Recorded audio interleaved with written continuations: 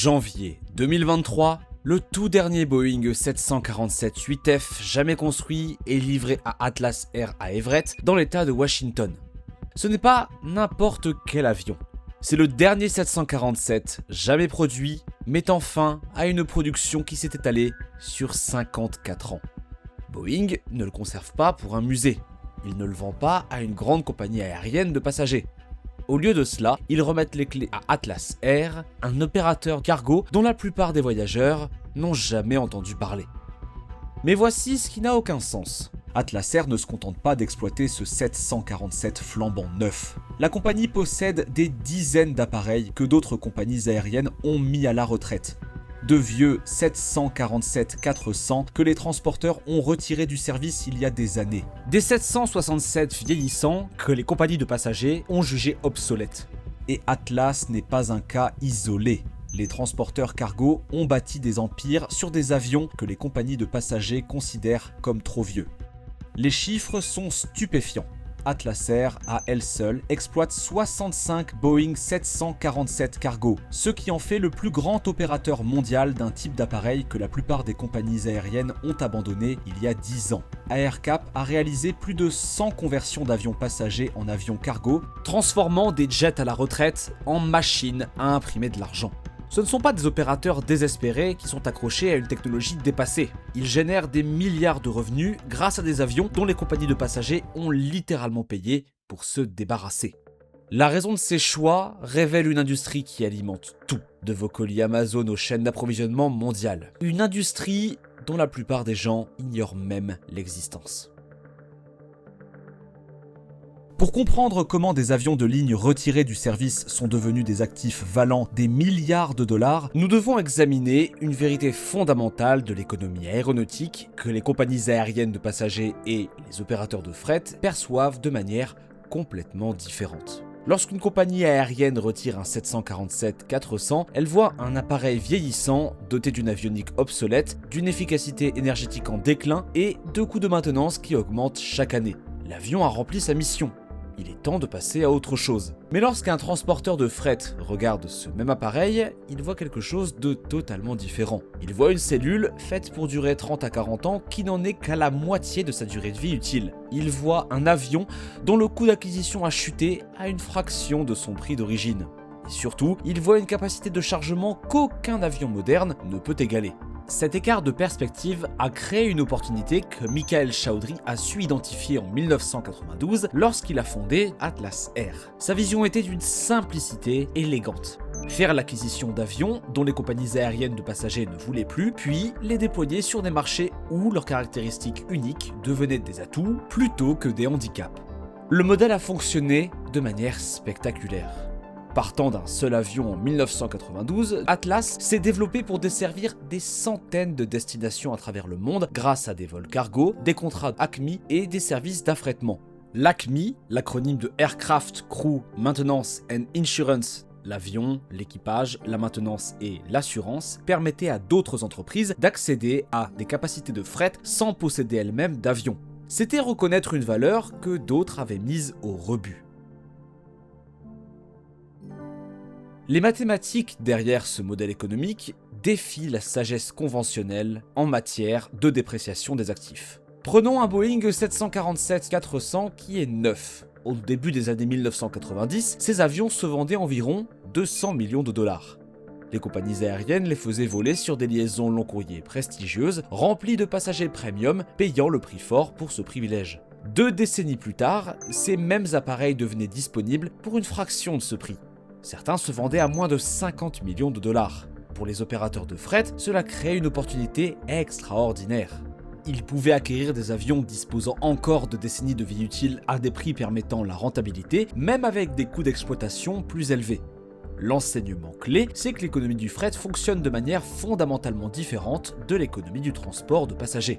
Les compagnies aériennes de passagers sont obsédées par l'efficacité énergétique parce qu'elles desservent les mêmes lignes plusieurs fois par jour. Chaque point de pourcentage de consommation de carburant se cumule sur des milliers de vols par an. Un avantage de 15% en matière d'efficacité se traduit par des centaines de millions d'économies sur la durée de vie d'un avion. Les opérateurs de fret volent selon des schémas différents. Leurs appareils effectuent souvent 1 ou 2 vols long courrier par jour, au lieu des 4 à 6 rotations courantes dans le transport de passagers. L'effet cumulatif de l'inefficacité énergétique est considérablement réduit, et le fret ne se plaint ni de l'espace pour les jambes, ni du service de restauration. Cela explique pourquoi des avions qui ont échoué de manière spectaculaire dans le transport de passagers ont connu un succès remarquable dans le transport de marchandises.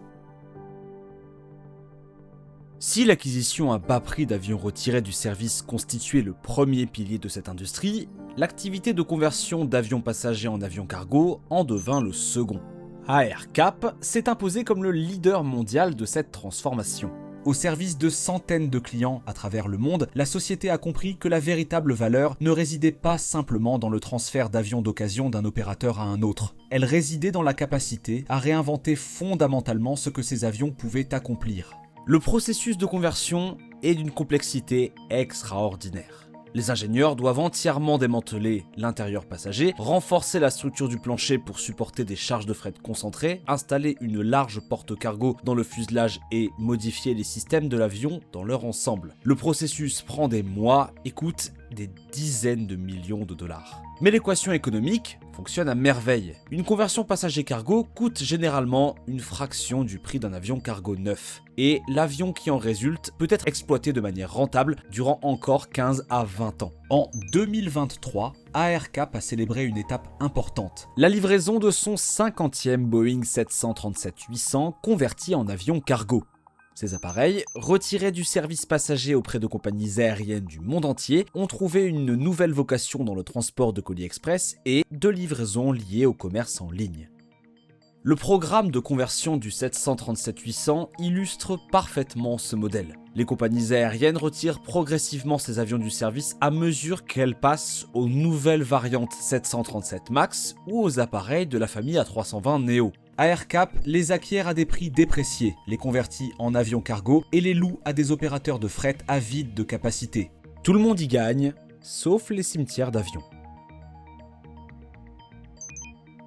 Le développement récent le plus spectaculaire dans cette industrie de l'ombre est survenu en septembre 2025 lorsque AerCap a livré les 2 premiers Boeing 777-300 ERSF à Kalita Air. Ce programme de conversion représente la pointe de la technologie de transformation en avion cargo. Le 777-300ER a été conçu à l'origine comme un avion de passagers long courrier, l'un des programmes gros porteurs les plus réussis de Boeing. Les compagnies aériennes l'appréciaient pour son rayon d'action, mais aussi sa capacité en passagers. Mais ces mêmes caractéristiques en font un appareil extraordinairement précieux en tant que cargo. Le 777-300 ERSF converti offre 811 mètres cubes d'espace de fret et peut transporter jusqu'à 100 tonnes métriques de charge utile. Le programme a débuté par un accord en 2019 et a obtenu la certification de l'autorité israélienne de l'aviation civile ainsi que de la FAA en 2025. Cette double certification a ouvert les marchés mondiaux à l'appareil converti.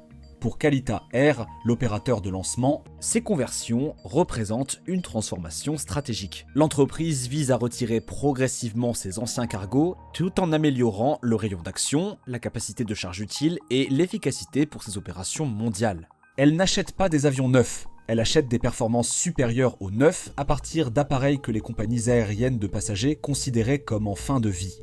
Challenge Group a signé pour devenir le premier opérateur européen du 777-300 ERSF en janvier 2025, louant 2 appareils auprès d'AerCap. Ils ont célébré cette étape à Malte, marquant l'entrée de l'Europe dans cette nouvelle ère des cargos convertis.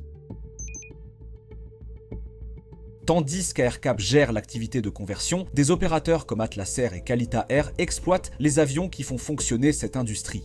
La flotte actuelle d'Atlas Air illustre l'économie circulaire de l'aviation. Elle exploite des 747-400, 747-8F, 767-300F et 777F, convertis et non convertis. Certaines de ces cellules sont d'occasion ou reconverties, des avions que d'autres opérateurs ont retirés du service. Ces quelques 60 avions cargo Boeing 747 représentent l'une des plus grandes flottes de 747 au monde. Mais le modèle économique d'Atlas Air va bien au-delà de simples opérations de fret.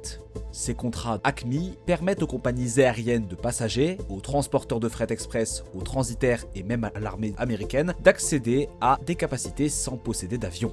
Cette flexibilité a permis à Atlas Air de surmonter des difficultés qui auraient détruit des compagnies aériennes conventionnelles. L'entreprise a déposé une demande de mise sous protection judiciaire en 2004 lors d'une période de ralentissement du secteur. Mais le modèle économique s'est avéré suffisamment résilient pour en ressortir plus fort, prospérant finalement lors du boom du fret post-pandémie. Le secteur du transport aérien d'avions rejetés n'est pas sans danger, comme les événements récents l'ont démontré. Western Global Airlines exploite une flotte de vieux porteurs cargo, notamment des Boeing 747-400F et des McDonnell Douglas MD-11F. Le MD-11, notoirement rejeté par les compagnies aériennes de transport de passagers en raison d'une autonomie et d'une efficacité énergétique décevantes, a trouvé une seconde vie dans le transport de fret. Mais cette seconde vie s'accompagnait de problèmes hérités. À la suite du crash du vol UPS 2976 en novembre 2025, la FAA a émis une consigne de navigabilité d'urgence immobilisant au sol tous les appareils MD-11, ce qui a entraîné des mesures sérieuses. Western Global a procédé à d'importantes mises en disponibilité de ses employés en novembre 2025, la majeure partie de sa flotte de MD-11F ayant été clouée au sol et placée en stockage. L'incident a mis en lumière une tension fondamentale dans ce secteur. Les avions plus anciens peuvent offrir des perspectives économiques très attrayantes, mais ils comportent des exigences de maintenance et des vulnérabilités potentielles en matière de sécurité qui s'accumulent avec le temps. Les difficultés de Western Global illustrent le fait que l'économie des avions obsolètes peut basculer rapidement. Les coûts d'assurance augmentent, la surveillance réglementaire s'intensifie. Les clients deviennent nerveux. La marge entre une exploitation rentable et une mise à la retraite forcée peut être extrêmement mince. Malgré ces risques, la demande d'avions cargo convertis continue de s'accélérer. Airbus prévoit que la flotte mondiale d'avions cargo dédiés augmentera d'environ 45% au cours des 2 prochaines décennies pour atteindre 3420 appareils d'ici 2044. Sur les 2605 avions cargo supplémentaires nécessaires, 1670 seront remarquablement des conversions de passagers vers le cargo. L'Amérique du Nord et l'Asie-Pacifique devraient représenter près des 2/3 de cette demande, avec respectivement environ 920 et 850 appareils au cours des 20 prochaines années. Les facteurs déterminants sont évidents. La croissance du commerce électronique ne montre aucun signe de ralentissement. La résilience des chaînes d'approvisionnement est devenue une priorité stratégique pour les entreprises du monde entier. L'appétit pour la capacité de fret s'étend bien au-delà des marchés traditionnels d'Amérique du Nord et d'Europe. Les économies qui émergent ont besoin de capacités de fret et les avions convertis offrent la voie la plus rentable pour développer cette capacité. L'industrie de la conversion de cargo que les entreprises ont bâtie révèle quelque chose de profond sur la notion de valeur dans l'aviation. Les compagnies aériennes de passagers optimisent selon un ensemble de critères bien précis. La rapidité de mise sur le marché des dernières technologies, l'efficacité énergétique qui se démultiplie sur les routes à haute fréquence, les produits de cabine qui attirent les passagers premium disposés à payer pour le confort. Les opérateurs cargo optimisent selon des critères entièrement différents. Le coût d'acquisition rapporté à la durée de vie utile restante, la capacité de charge utile qui est adaptée pour les exigences des routes desservies, l'homogénéité de flotte qui réduit la complexité de la formation et de la maintenance. Ces objectifs d'optimisation différents créent un écosystème dans lequel les avions peuvent servir plusieurs maîtres au cours de leur existence. Un 747-400 peut transporter des passagers en première classe à travers le Pacifique durant 15 ans, puis acheminer des colis Amazon durant 15 années supplémentaires.